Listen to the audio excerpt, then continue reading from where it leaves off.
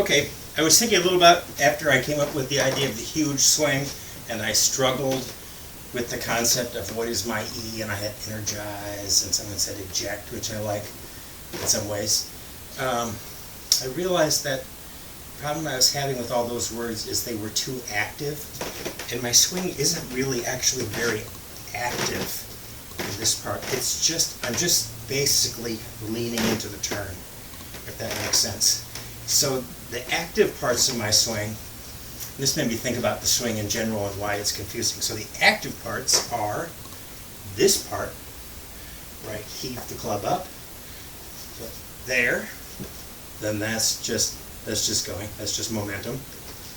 I'm letting it drop a little, and then there's another small active part, which is to basically drive this hip down kind of toward this knee. So it's not rotating out, it's not a rotational move. It's a driving toward this knee without coming off the ground. So I drive down there through the ball, and then I come up. The coming up and turning happens after the force. So there is really no force beyond about here in my swing. I drive that, and then as soon as this breaks, that goes. So that's how I'm applying force. And I think it's interesting. I had to go and analyze that, and just see how am I really using force. And it made me realize why the golf swing is so confusing, right? Because where you apply force and where you see motion are not in the same place, right? If you look at a golf swing, you would see it as, well, I lift the club all the way up here, and then I apply force down through the ball. That's what you would naturally, if you're just looking at it. So what you're not seeing is that actually force is just only applied here, and then the downswing isn't turning that way. The downswing is driven by this move of the lower body, which it just takes this and does that to it, right? So you drive your lower body, and that's where all the force starts. And after that, there's not really much you can add. So you can do it, you can drive into the leg, you can drive just your hips more, you can go kind of a ring the bell motion. They call that as ringing the bell. It's Mike Austin's method.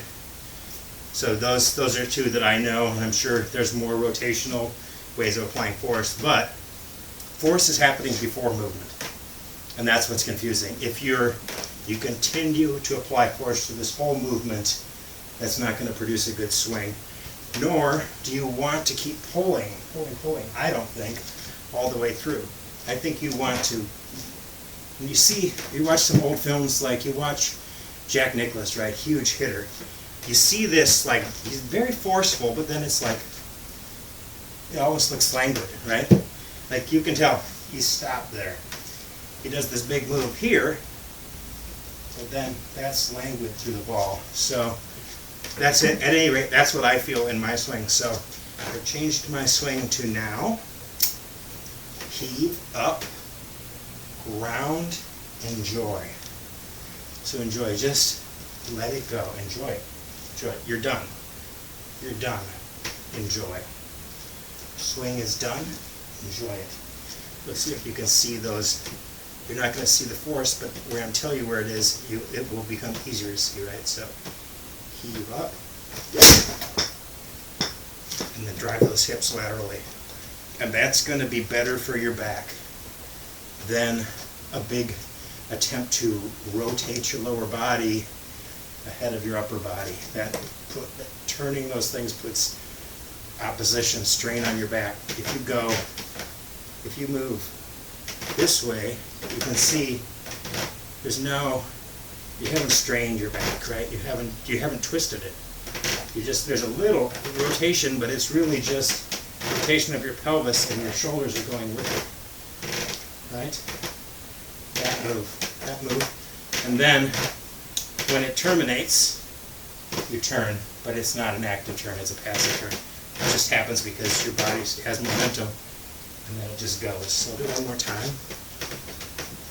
And watch it, it's heave to it. Strong heave, like heavy object, heave up, ground hard, and then go through. I think a lot of people could benefit from understanding, put power right there, laterally, right?